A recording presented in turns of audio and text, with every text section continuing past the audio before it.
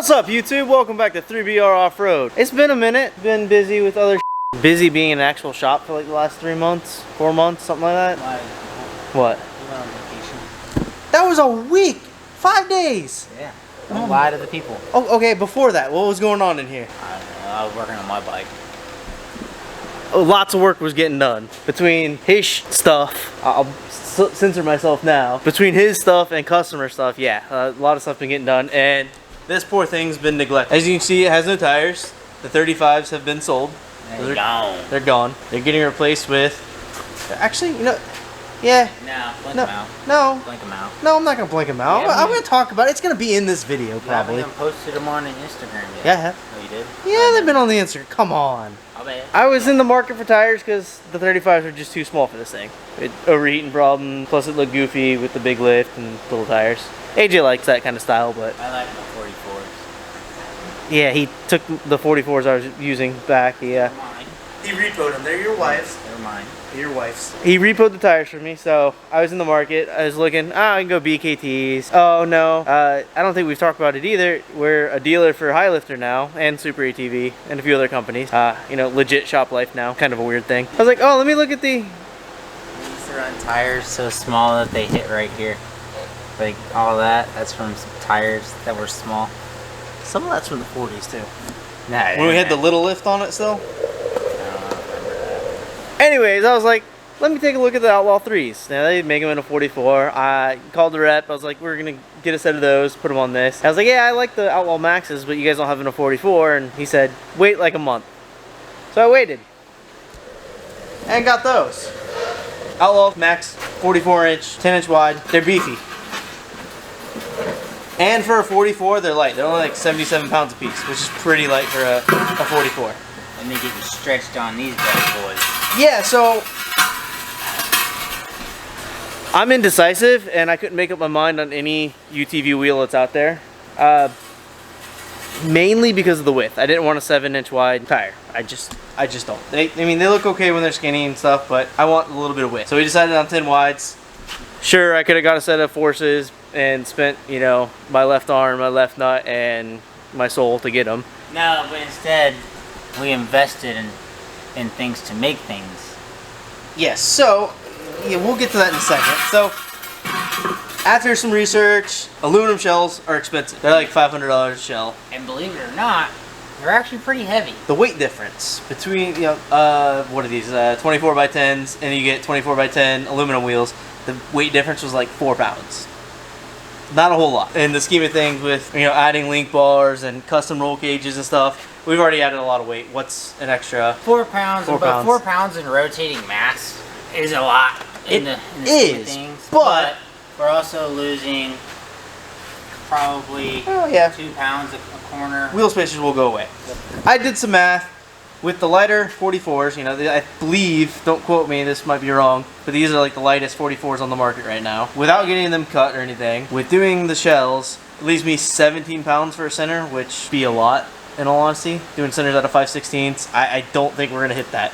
We're going to be on par with pretty much every other aluminum wheel combo. Or fuel or whatever. And those are 7 wides. Yeah. We're talking 7 wides.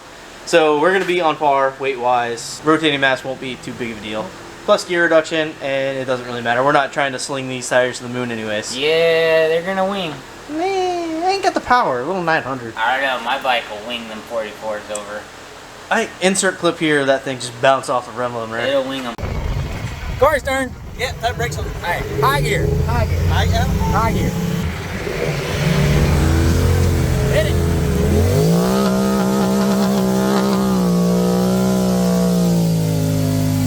Oh, you had it. No, it was... She was going.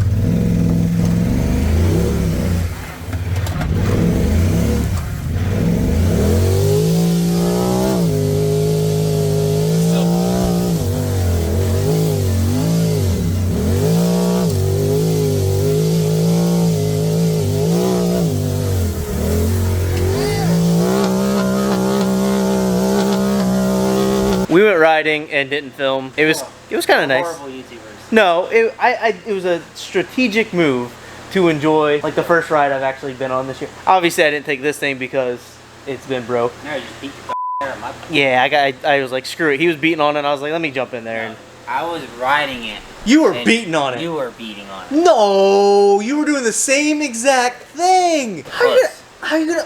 What's the difference? I don't know. You come out of the hole, and I was scared for my life. I hit my head on the roof. So I was scared for my life when I was in the passenger seat too. You ain't got a steering wheel to hold on to, and you're not in control. You're just along for the ride. It was a good ride. It was fun. But yeah, the Ducky with the 8-inch box is absolutely rips. That thing is a different animal now. Like, gear reduction changed it. But anyways, yeah, so we got the shells, and that leaves us with the dilemma of centers, which we've kind of already talked about. Yeah, we've had this for a little while. We finally got around to setting this thing up. It's a 2x3 Crossfire Pro plasma table. Haven't got to use it much because we've been busy with customer work, and then I was out of town for a week, but we made some test cuts. That's about it.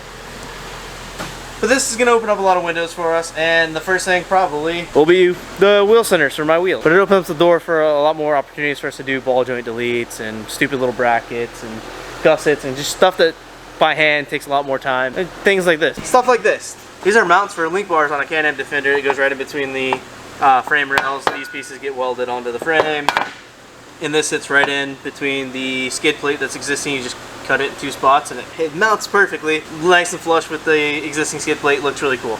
But they're a bitch to cut by hand, so that thing's gonna open up a lot more. Oh, he finally got new stickers too. This video is random. But anyways, that's not the point of this video. The first point is last time we had this bike out, I bent another steering rack. It's because we make a good product. Yeah, our tie rods are just beefy and they don't break. They don't care what's in its way. It's just gonna break everything else. Diesel proof. Whistling. They are whistling diesel proof. He could break them.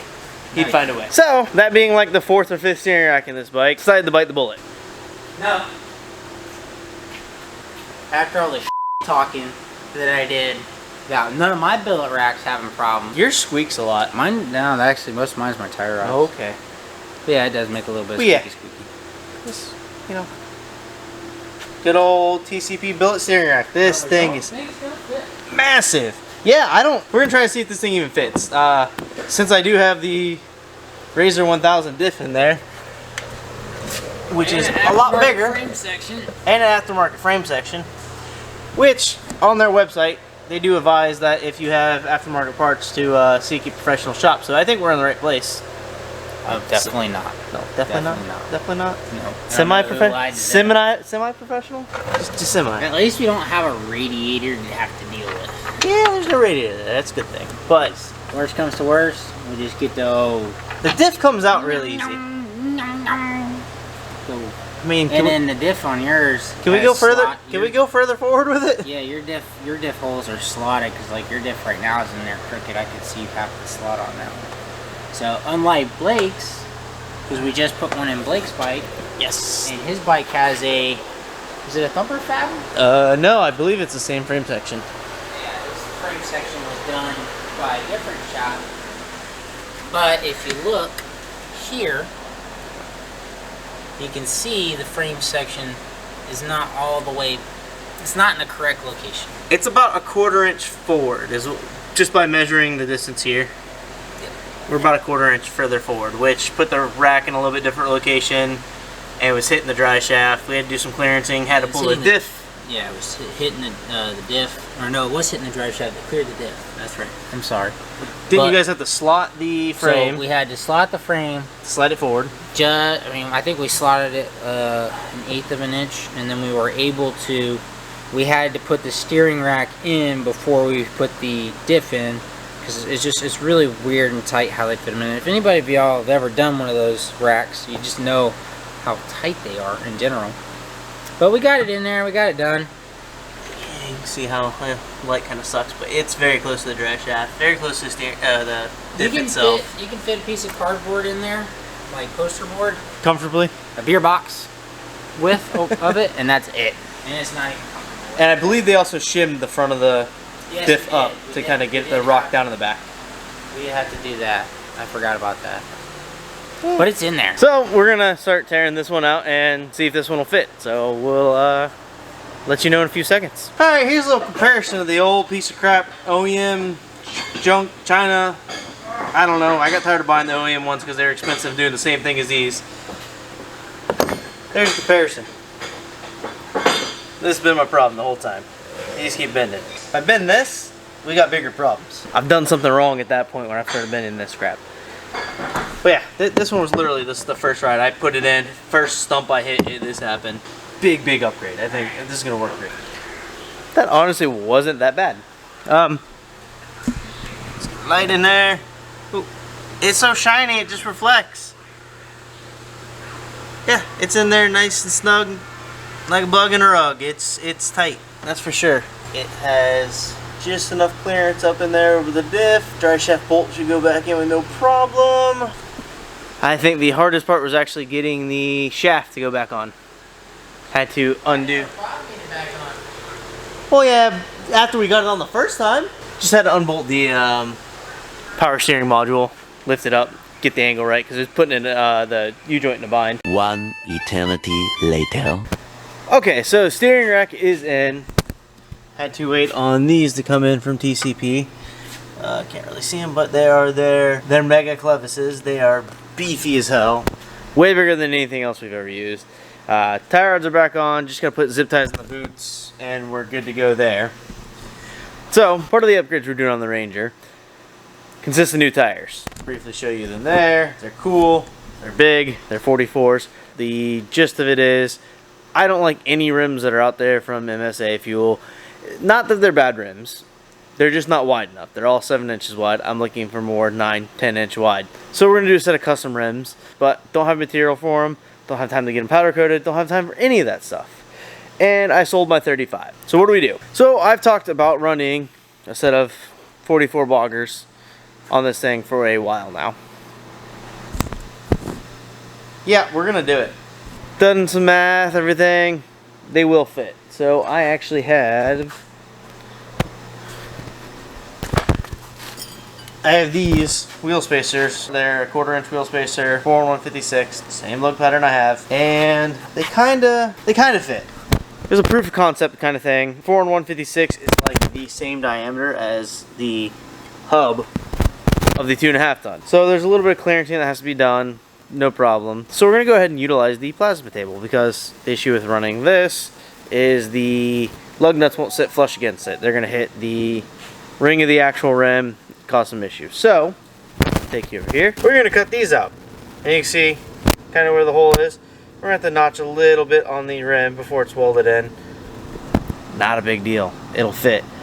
But doing this allows us to actually have the lug nuts set flush. So, let's see what this thing can do.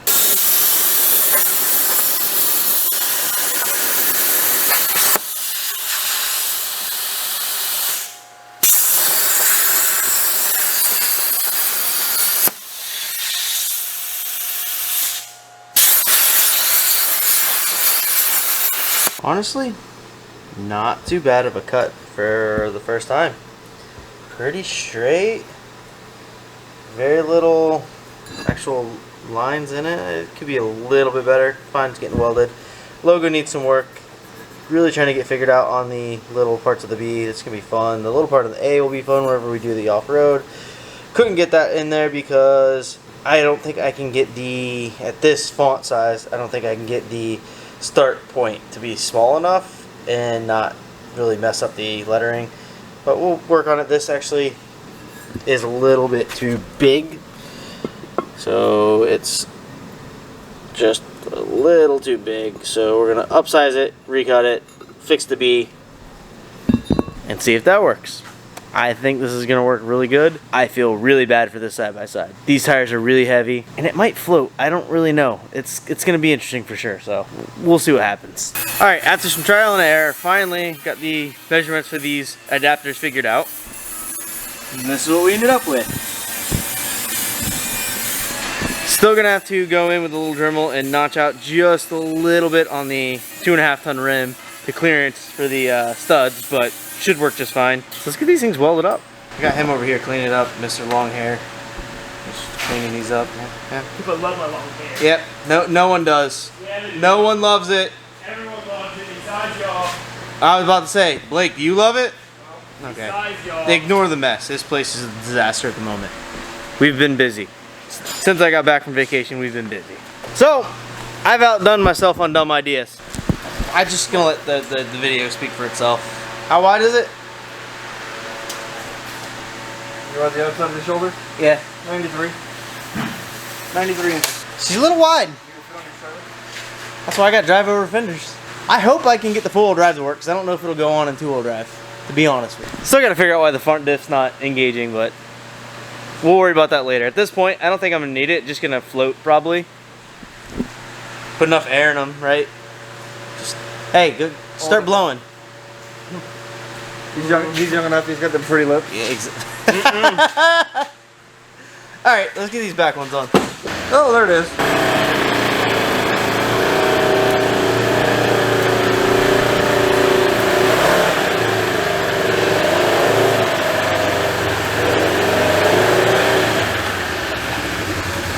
Tell you right now, it hates them. Alright, so I'm bad at this whole YouTube thing, but the tires fit and it's loaded up and ready to go to hog waller. If it'll adjust. Ah, there it is. God, I come up with stupid ideas. I've actually wanted to do it for quite a while, so it's kind of cool to see it and see what we can actually break on it. But that's going to be it for this video. We still got a lot more to do with the Ranger. This is just kind of a last minute deal to get to hog waller. Not the end of the world. It's going to be a fun time. Till next time, guys. Peace.